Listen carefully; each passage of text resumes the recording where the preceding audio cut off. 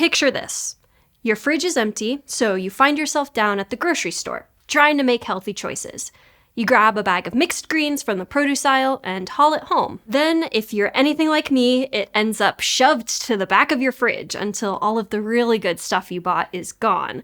So you rediscover it weeks later, only to find that your precious greens are surprisingly still good enough for a salad. Bagged salads can stay fresh in your fridge for much longer than seems possible. And you might not think I'll be able to stand here and talk about a salad bag for the entire length of this video, but you bet your brassicas I'm gonna. Because that unassuming bag shoved to the back of your fridge is a miracle of industrial farming, atmospheric control, and polymer chemistry.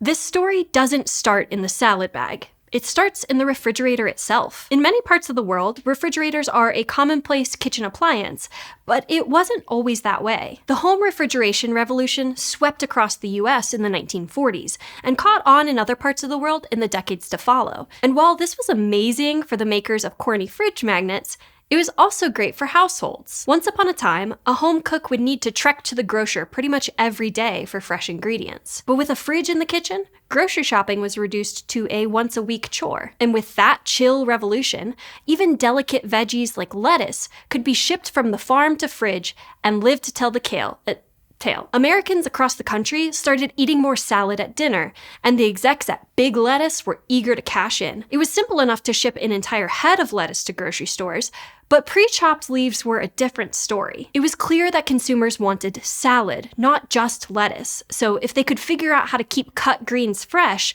they knew it would be a major success. And that's why there's been so much research into keeping bagged salads fresher for longer. The secret to everlasting endive and immortal iceberg came down to two pillars: prep and packaging. To start, let's talk about how your lettuce gets from field to fridge.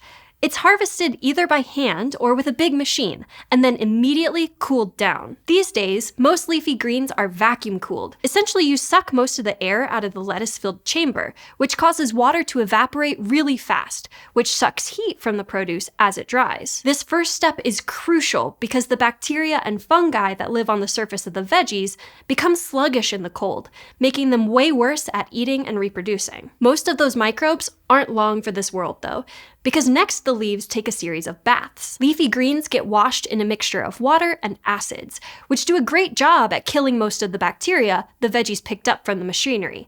Or, just from being plants grown outdoors. This high-tech sanitizing process means that a pre-washed bag of greens is one of the safest ways to prep a salad. In fact, experts recommend against rewashing greens that are labeled pre-washed.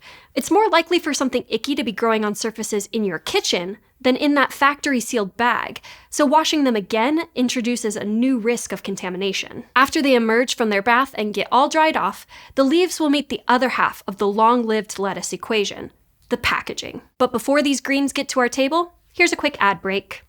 This episode of SciShow is supported by Manta Sleep. Manta Sleep makes sleep masks and sleep accessories designed to help you get the energy to create your best life. To get a 10% off deal on all of that, you can head to the link in the description. So many of us have been drawn into the hustle culture, but sometimes you just want to swap the coffee break for a nap break. And Manta Sleep is big into the pro-nap movement. Their silk sleep mask is adjustable and really is silky smooth. After all, you want whatever you put on your face to feel good. You can check out the Silk Sleep Mask and all that Manta Sleep has to offer at the link in the description. Use the code SciShow for 10% off your order. While our leafy greens are now squeaky clean, bacteria and fungi aren't the only threats to your side salad. Their own metabolic processes can spoil them too, because veggies are still alive, even after they've stopped photosynthesizing.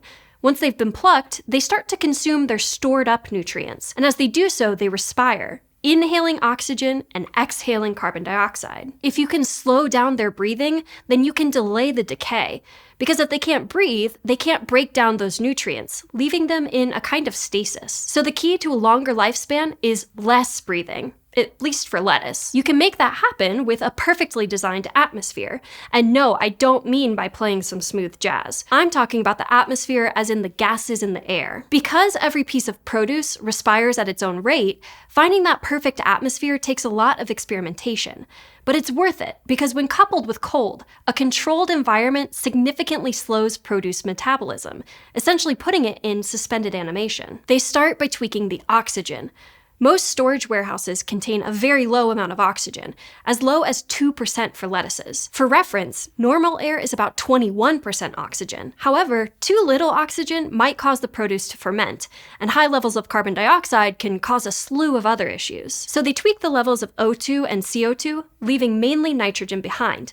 And an atmosphere of mostly nitrogen means no fermentation and minimal decay. Amazingly, we still don't know all the reasons why this works, just that it does. The final challenge is to fit all this atmosphere control into your fridge. And those big lettuce execs knew just the thing to do it: differentially permeable membranes. By the 1960s, scientists had figured out how to make plastic films that allow molecules to flow through the membrane at specific rates. Plastic is made of long chains called polymers.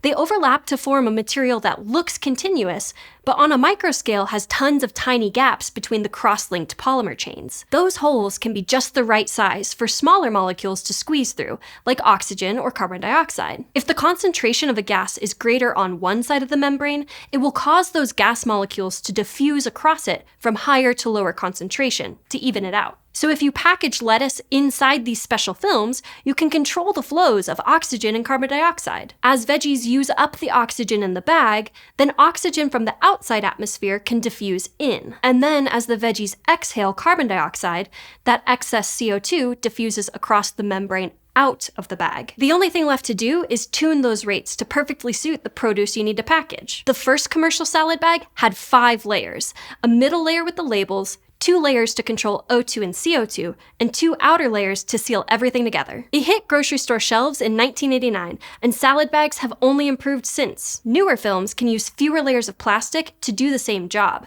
and can even diffuse water molecules across the membrane to keep your salad from fogging up. So don't discount the power of that packaging. There are still a few problems to solve with transporting produce. For starters, a lot of what we said about how safe triple-washed veggies are is mainly true when we have really good oversight to check for contaminants. And there's absolutely no reason why we might be worried about lack of oversight right now. But even in their current state, pre-mixed salads are a marvel. Well, would you look at that? I told you I could talk about bagged lettuce for a whole episode.